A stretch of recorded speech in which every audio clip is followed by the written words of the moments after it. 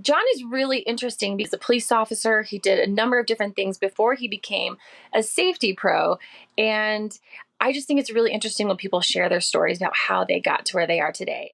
I'm here with John Mekins, and we just had the coolest conversation, and I'm excited to continue that conversation. You made some pretty big changes in your life recently.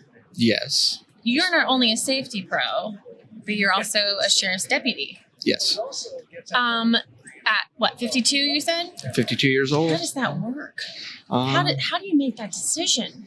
Well, I had time loosened up. Both my kids graduated out of high school, and they're off doing their own thing. They actually both followed in my footsteps going into the military. They joined the National Guard, and I had to find another hobby.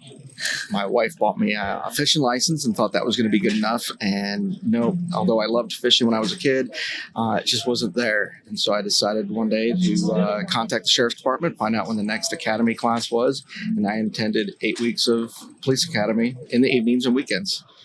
So it's never too late. Just decided I want to keep helping the community. Okay. So you have a background in military. Tell me about that. 20 years in the U.S. Navy on submarines. 16 of those years are filed under sea time. So I spent time on 6 different submarines. I was also a diver. And then retired out of the Navy.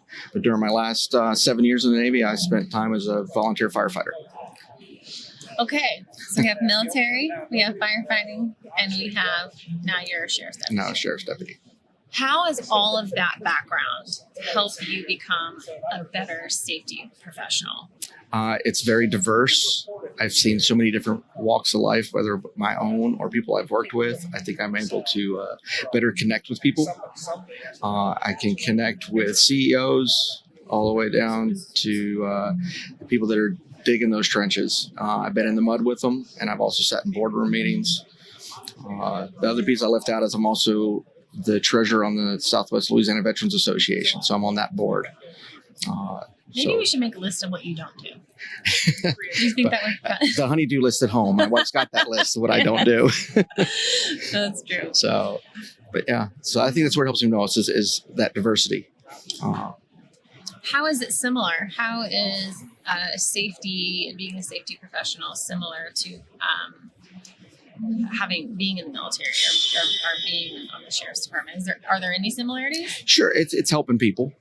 When I'm at work as a safety professional, I want to have all my workers go home the same way they came in the morning, maybe with a little more money in their pocket. I don't want them to go home safely, get back to their families.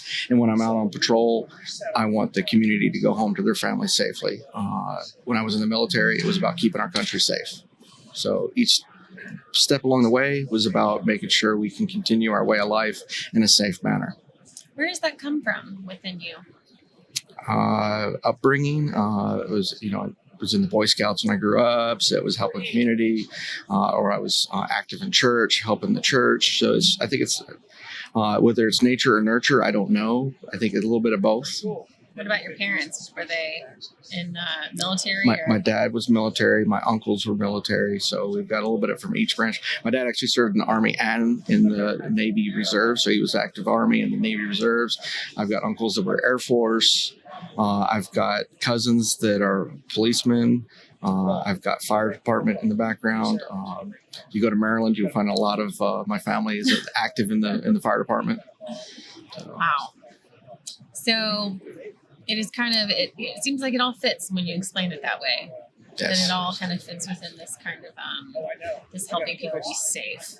Yes. When they go home. And then both kids joined the National Guard. And my daughter has done more call-ups for hurricane response in Louisiana than she would like to mention, but it fits. She might grumble, but at the same time, she's enjoying it when she sees the help she's providing.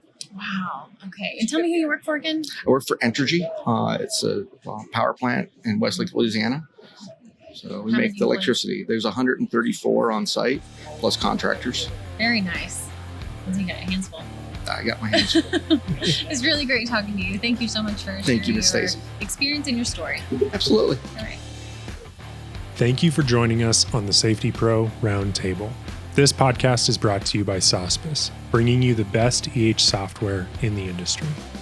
If you're ready to learn more about how an EHS software can transform your safety program, your profits, and your entire company, head to www.sospes.com/podcast. That is www.sospes.com/podcast. We'll see you next time on the Safety Pro Roundtable.